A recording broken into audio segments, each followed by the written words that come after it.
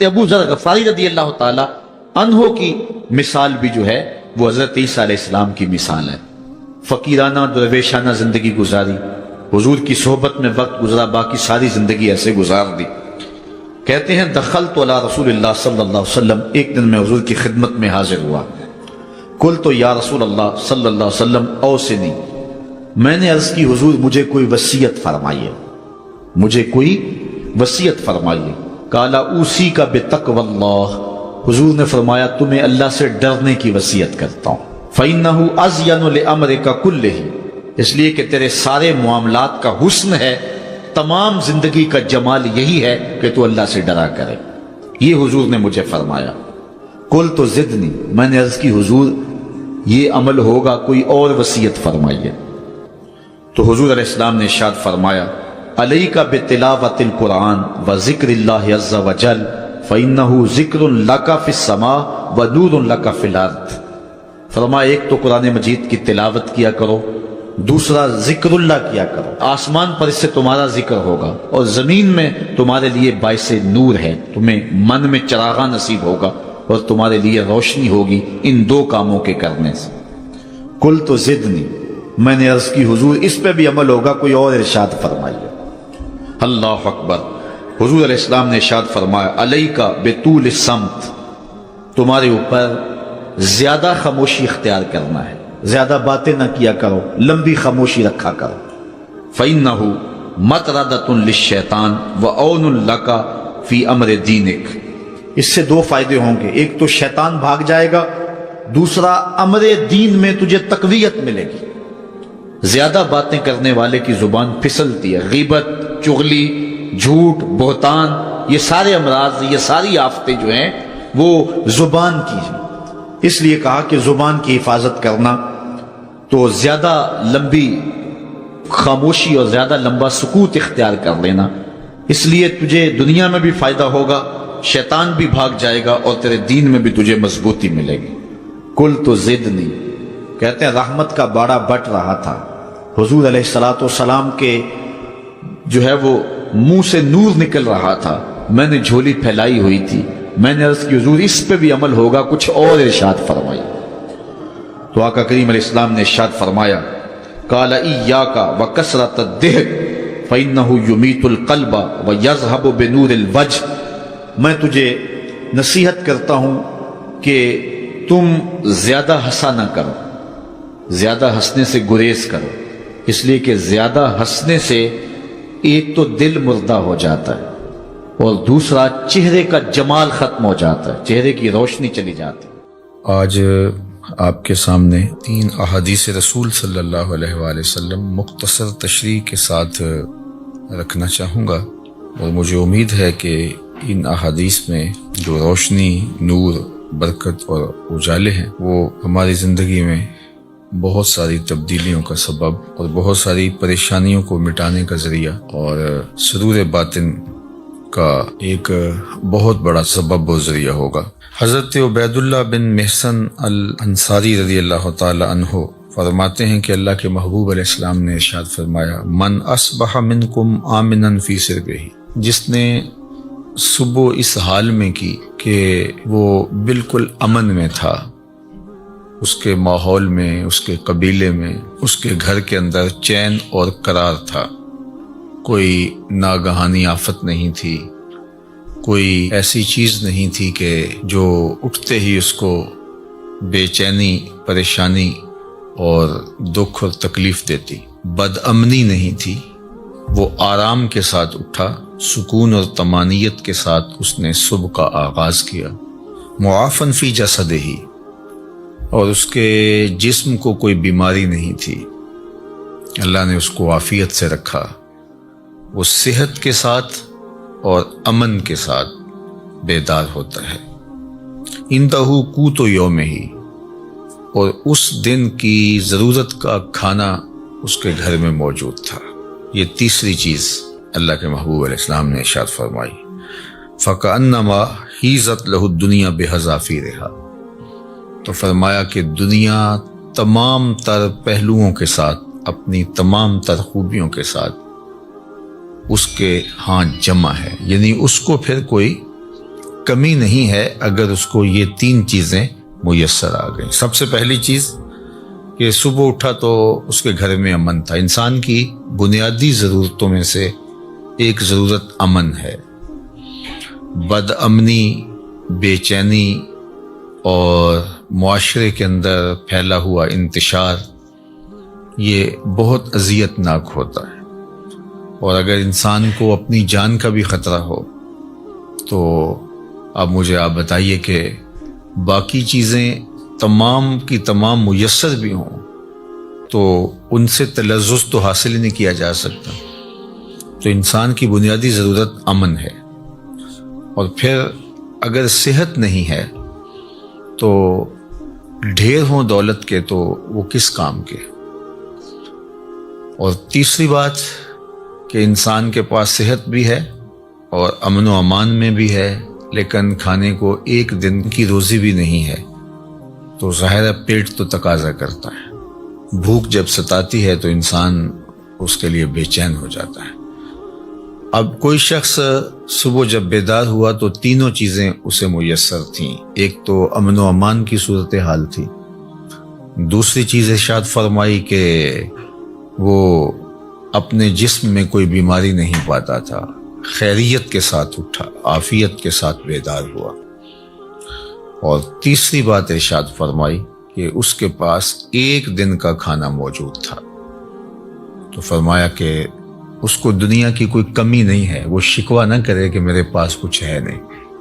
یہ 3 چیزیں مل گئیں تو اللہ نے اس کی جھولیاں بھر دی ہیں۔ آج کا انتظام اس نے تمہارے لیے کر دیا ہے نا، تو کل کا بھی ہو جائے گا۔ آج اگر صحت ہے تو اللہ کل بھی عطا کر دے گا۔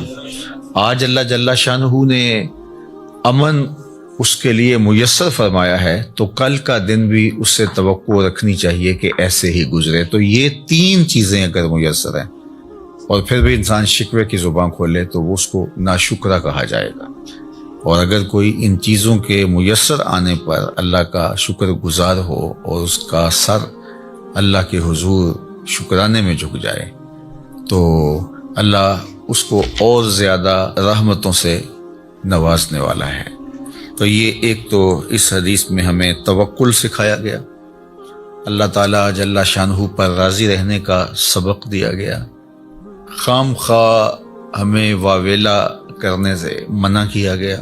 آپ اپنی سہولت، اپنی طاقت کے مطابق رزق کمانے کے اندر مشغول رہ سکتے ہیں، لیکن اپنے آپ کو اتنا تھکا لینا اس کے لیے کہ زندگی ہی تلخ ہو جائے، یہ کوئی دانش مندی نہیں ہے۔ آج کی تاریخ میں جو ہمارے ساتھ جڑی ہوئی ضرورتیں ہیں ان میں سے بہت ساری ضرورتیں ایسی ہیں کہ جو خود ساختہ ہیں، وہ ہماری ذاتی طور پہ خود ساختہ جڑی ہوئی چیزیں ہیں، یا معاشرت نے خود ساختہ چیزوں کا اتنا بوجھ ہمارے اوپر لاد دیا ہے کہ وہ ہمیں کرنا پڑ رہا ہے۔ اگر معاشرہ اللہ کے رسول صلی اللہ علیہ وآلہ وسلم کے بتائے ہوئے طریق کے مطابق سادگی اختیار کرتا ہے اور میانہ روی کے ساتھ وہ زندگی بسر کرتا ہے تو ان حالات کے اندر بھی زندگی تلخ نہیں ہے، لیکن چونکہ ہم دیکھتے ہیں دوسروں کو اور ان کی دولت، ان کا مال، ان کو میسر نعمتوں کے ساتھ اپنا موازنہ کرتے ہیں اور پھر اپنے آپ کو خام خواہ تھکانے لگ جاتے ہیں اور ایک اذیت میں مبتلا ہو جاتے ہیں۔ تو فرمایا کہ جس کو اس حال میں صبح ملی کہ وہ امن و امان میں تھا، اس کے جسم کو کوئی بیماری نہیں تھی اور اس کے پاس اس دن کا کھانا موجود تھا، تو اللہ تعالیٰ نے گویا اس کو دنیا کی ساری نعمتیں عطا کر دی ہیں۔ یہ نصیب ہو گیا تو وہ اللہ کا شکر بجا لائے۔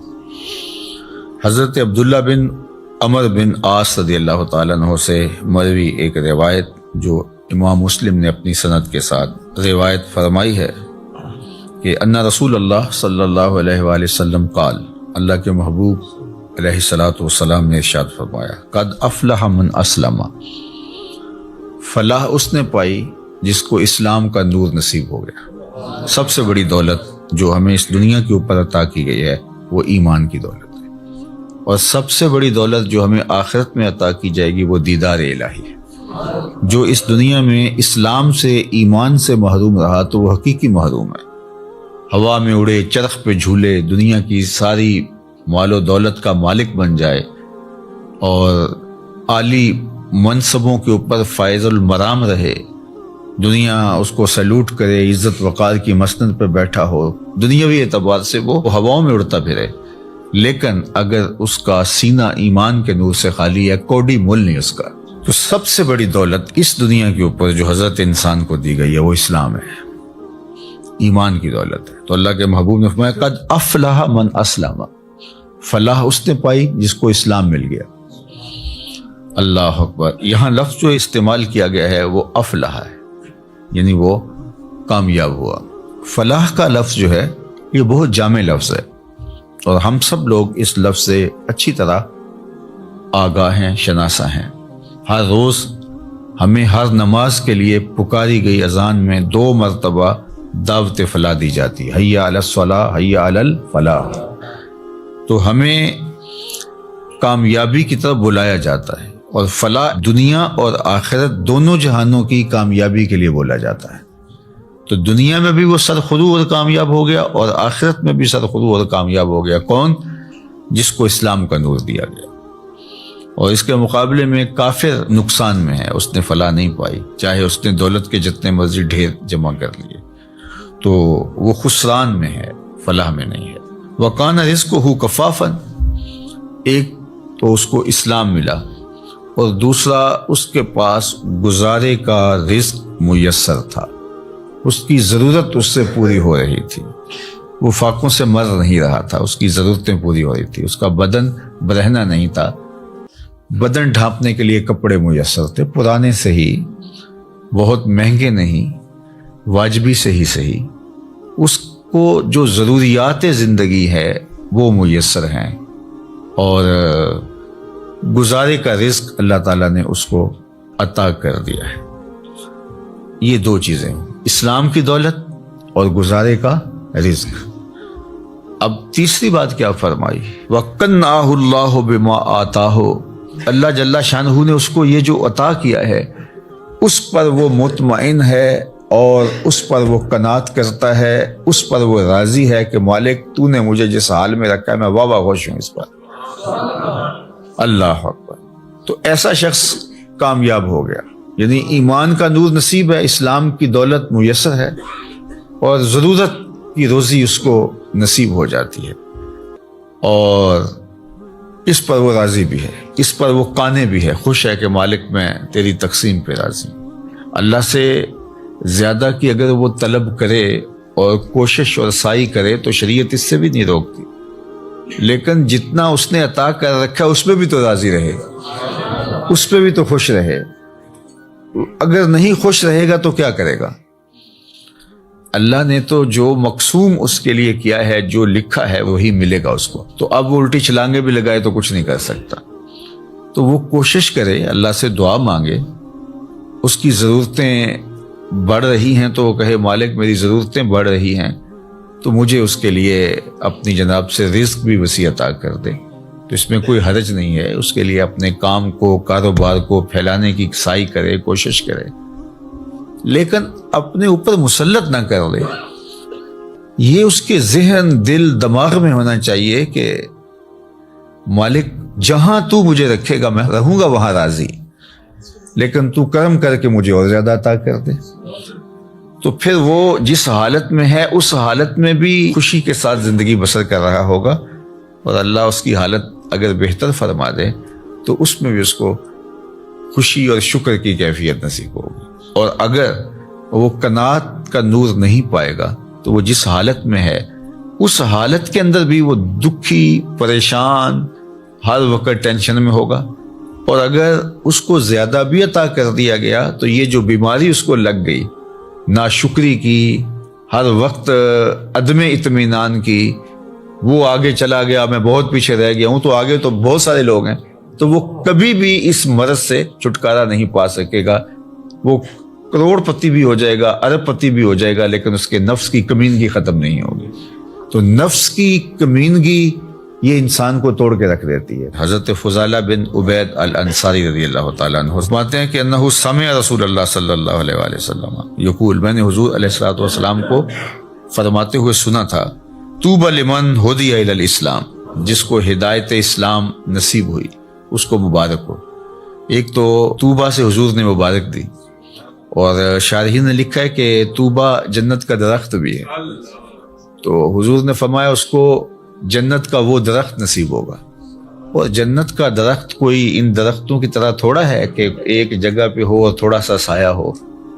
جنت کے درختوں کے اتنے لمبے اور گھنے سائے ہیں کہ سواری کے اوپر بیٹھ کے کوئی چلے 500 سال تک چلتا رہے تو سایہ ختم نہ ہو۔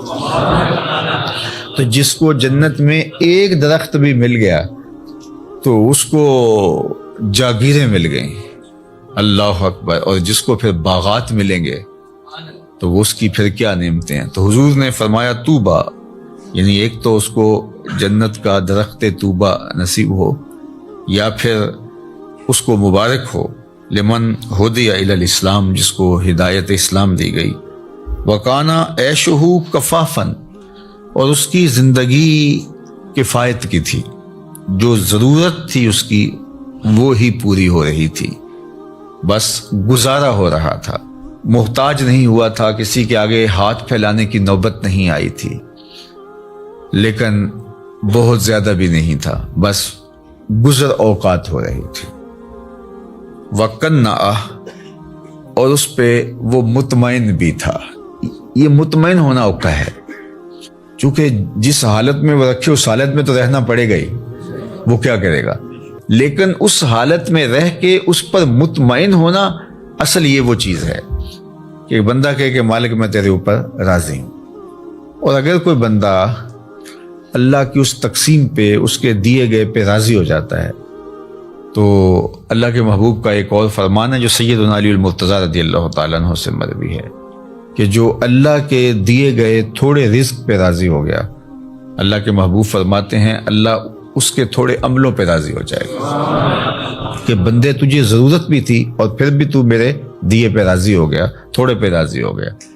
دیکھو اللہ کے ہاں کیا کمی ہے، تھوڑا دے دے یا زیادہ دے دے، لیکن اگر وہ تھوڑا دیتا تو وہی جانتا ہے کیوں دیتا ہے، اور اگر وہ زیادہ دیتا ہے تو وہی جانتا ہے کیوں دیتا ہے۔ بعض اوقات ایسے لوگوں کو اتنا فراواں مال دیا ہوتا ہے کہ بندہ کہتا ہے کہ یار اس کو اتنا مال ہو، اس کو پتہ بھی نہیں ہوتا، نہ اس کے پاس کوئی فہم ہوتا ہے، نہ اس نے کوئی منصوبہ بندی ہوتی ہے، تو وہ جس طرح چھت پھاڑ کے دینے والا معاملہ ہوتا ہے۔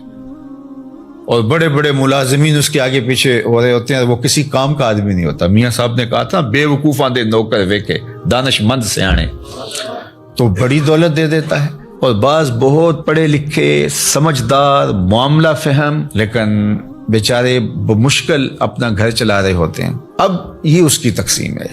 ہاں اگر قناعت مل گئی، شکر گزاری کا جذبہ مل گیا، وہ جس کو زیادہ دیا اس کو بھی اور جس کو کم ملا اس کو بھی، تو پھر اللہ کی طرف سے کامیابی ہے، وہ پھر فالح ہے۔ چونکہ اگر وہ یہ جذبہ دے دے تو پھر گزارے کے رزق پر بھی قناعت، اللہ پہ راضی رہنے کا جذبہ اور توفیق بہت بڑی سعادت ہے۔ اور اگر یہ نور نصیب نہ ہو قناعت کا اور اللہ پہ راضی رہنے کا، تو پھر کروڑوں اربوں کے باوجود بھی انسان ناشکرہ ہی رہتا ہے۔ وہ کہتا ہے نہیں بس چل ہی نہیں رہا جی، آج کل ہیں ہی بہت مشکلات۔ میں ایک دفعہ ایک سفر پہ تھا تو ایک شخص مجھے ملا، کوئی تقریب تھی، اس کے بعد مصافحہ کرتے ہوئے، تو جس طرح ایک روٹین کے ساتھ کیا حال ہے، کیسے ہیں، تو اس کے کپڑے کچھ پھٹے ہوئے تھے، لوگ مل رہے تھے، تو میں ہر ایک سے پوچھ رہا تھا کیسے ہیں جناب، کیسی طبیعت ہے۔ تو میں نے جب اس سے پوچھا تو اس نے کہا اللہ کا بڑا کرم ہے۔ جب ہاتھ اٹھایا تو یہاں سے اس کی قمیض پھٹی تھی، لٹک رہی تھی، تو اس کے اس انداز سے میں رک گیا اور میں اس کو کہا کہ آپ مجھے دوبارہ ملیے گا، جب لوگوں سے ملاقات ہوگی۔ تو پھر میں نے کہا اور سنائیں کیسے ہیں، تو کیا کر رہے ہیں؟ تو وہ کہنے لگا کہ میرے پاس 6 کنال زمین ہے، اس میں تھوڑی سی کاشت کر لیتا ہوں، اور اس زمین سے میں نے 10 مرلے جگہ مسجد کے لیے وقف کی ہے اور میں خود مسجد بنا رہا ہوں، بس آپ دعا کریں کہ اللہ کا گھر بن جائے۔ وہ تھوڑا تھوڑا کماتا ہوں، کچھ بچوں کو دیتا ہوں، اور کوئی بچتا ہے اور کوئی اور بھی اگر تعاون کرتے تو اس کی مہربانی، ورنہ میرا عزم ہے کہ اس کو بنانا ہے۔ تو وہ کوئی عالی شان دنیاوی اعتبار سے تو نہیں بنے گی، لیکن جیسے بھی تو میری بس آرزو ہے کہ میں زندگی میں مسجد کو مکمل ہوتا دیکھ لوں بس۔ اب اس نے ہاتھ کھڑا کیا تو یہاں سے پھٹی ہوئی قمیض لٹک رہی تھی، لیکن ایسے ہاتھ اس کا، اللہ کا شکر ہے۔ میں کہتا ہوں یہ شہنشاہوں کو بھی نصیب نہیں ہے، جو چین کی نیند اس سے آتی ہوگی کسی اور کو آ سکتی ہے۔ تو اللہ پہ اگر آپ راضی رہنا سیکھ جائیں تو پھر جس حالت میں ہوں گے تو اللہ آپ سے راضی ہو جائے گا، اور اگر نہیں سیکھیں گے تو اربوں خربوں کے بعد بھی وہ بعض کروڑ پتی ارب پتی ان سے رواجن ہی پوچھتے ہیں جناب کیسے حال ہے، وہ کہتے ہیں چل ہی رہا ہے، اور وہ کہتے ہیں اللہ کا فضل ہے۔ تو اس کے چہرے کے اوپر پھیلی ہوئی خوشی، اس کی جو باڈی لینگویج ہے وہ بتا رہی ہے کہ یہ شخص کتنا خوش ہے اپنے رب پہ، اور دوسرے کی باڈی لینگویج بتا رہی ہے کہ یہ کروڑوں اربوں کمانے کے باوجود، حالانکہ جب مہنگائی ہوتی ہے، حالات تلخ ہوتے ہیں، تو ان لوگوں کی اور چاندی ہو جاتی ہے، لیکن وہ کہتا ہے بس چل ہی رہا ہے، یعنی اس کی آواز ہی نکلی چل ہی رہا ہے۔ تو اس لیے اللہ پہ راضی رہنے کا مزاج پیدا کریں۔ اس نے یہ تھوڑا کیا کہ ہمیں زندگی دے دی، اس کا یہ تھوڑا کرم ہے کہ اس نے ہمیں صحت عطا فرمائی، اس کا یہ کتنا کرم ہے کہ اس نے ہمیں اسلام کا نور اور جمال عطا کیا۔ باقی ہماری ضرورتیں تو پوری ہو رہی ہیں، ہمارے اوپر تو اس کا کرم می کی طرح برس رہا ہے۔ یہ تو ہمارے مطالبے زیادہ ہیں، ہماری خواہشیں بڑھ گئی ہیں، اس لیے ہم پریشان ہو جاتے ہیں، ہم دائیں بائیں دیکھتے ہیں۔ دیکھیے جو جانور ہیں ان کو جتنا دانہ چاہیے ہوتا ہے، جتنا چارہ چاہیے ہوتا ہے، یا گوشت خور جانور ان کو جتنا چاہیے ہوتا ہے، روز اتنا لیتے ہیں اور مطمئن، اور اپنی کچھار میں، اپنے گھونسلے میں، اپنے گھر میں چلے جاتے ہیں، بات ختم۔ انسان کے لیے مسئلہ یہ ہے کہ یہ جمع کرنے کے چکر کے اندر پریشان ہو گیا ہے۔ دنیا کے اوپر صرف دو مخلوقیں ایسی ہیں جو رزق جمع کرتی ہیں، ایک انسان، دوسری چیونٹی۔ اس کے علاوہ جتنی بھی مخلوقیں ہیں، چاہے وہ پانی کی ہیں، وہ مخلوقیں خشکی کی ہیں، ہواؤں میں اڑنے والی ہیں، کوئی اپنا رزق جمع نہیں کرتا۔ ہم کتنا کھاتے ہوں گے، لیکن یہ ہاتھی کتنا روز کھاتا ہے؟ بڑی مچھلیاں، وہیل مچھلیاں ہیں، یہ اتنا کھاتی ہیں ٹنوں کے حساب سے، اور اللہ اس پانی میں ان کے لیے وہ میسر فرما رہا ہوتا ہے۔ یہ ہنس پرندہ جو ہے یہ خالص سچے موتی کھاتا ہے، اور دنیا کے اندر لاکھوں کروڑوں ہنس پائے جاتے ہیں، اور اللہ روزانہ پیٹ بھرنے کے لیے ہر ایک کو سچے موتی فراہم فرماتا ہے۔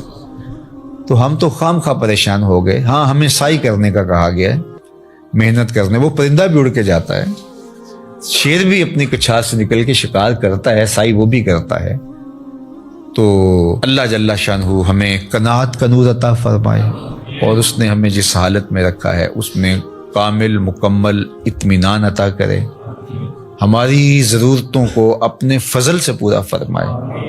اور اس معاشرے کے اندر جس طرح معاشرتی نظم بن گیا ہے تو ہماری کچھ مجبوریاں ہیں۔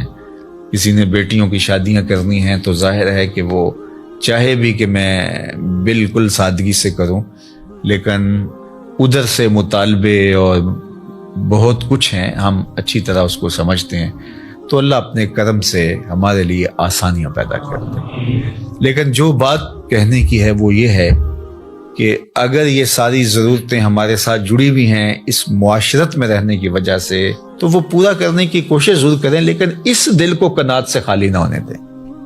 اللہ سے جو اطمینان ہے اس کو کبھی ضائع نہ ہونے دیں۔ باقی یہ اگر ضرورتیں بڑھ گئی ہیں تو یہ معاشرے نے بڑھائی ہیں، ہماری ضرورتیں وہ پوری کر رہا ہے، اور ہم جو کہتے ہیں ہم پیچھے رہ گئے، تو ہم کچھ لوگوں کو آگے دیکھ کے کہہ رہے ہیں کہ ہم پیچھے رہ گئے، ورنہ ہماری ضرورتیں وہ پوری کر رہا ہے۔ اور اس پر اللہ کے محبوب علیہ الصلوۃ والسلام نے ایک بڑی خوبصورت ایک بات ارشاد فرمائی، انظروا الی من هو اسفل منکم، فرمایا اپنے نیچے دیکھو، نیچے دیکھنا شروع کر دو گے تم سکون میں آ جاؤ، اور جب آپ اوپر دیکھو گے تو آپ جہاں بھی چلے جاؤ گے تو کوئی اور اوپر ہوگا، تو اس کو دیکھو گے تو آپ کہو گے کہ میں پیچھے رہ گیا ہوں۔ حتیٰ کہ وہ جو دنیا کے ٹاپ 10 لوگ ہوتے ہیں دنیا کے 10 امیر ترین لوگ، تو وہ بھی جو آگے والا ہوتا ہے اس کو دیکھ رہے ہوتے ہیں کہ میں ان میں بھی جو ہے وہ ٹاپ پہ آ جاؤں، اور جو آخری والا ہوتا ہے جو سب سے دنیا کا امیر ترین کہلاتا ہے تو وہ بھی کوشش میں لگا ہوتا ہے کہ اگلے سال جب یہ فہرست بنے تو میں کہیں پچھلے نمبر پہ نہ آ جاؤں۔ تو یہ دوڑ اس لیے لگی ہوئی ہے، اور پیسے اتنے ہیں کہ شمار بھی نہیں ہے، دولت اتنی ہے کہ پتہ بھی نہیں ہے کہاں کہاں پڑی ہوئی ہے۔ تو اطمینان دولت میں نہیں ہے، اللہ پر راضی ہو جانے میں اللہ تعالیٰ جل شانہ دارین کی ساتھ عطا کرتا ہے۔ بارگاہ یزدی میں دعا ہے کہ اس ماہ منور کی برکتیں اللہ ہماری زندگیوں میں اتار دے۔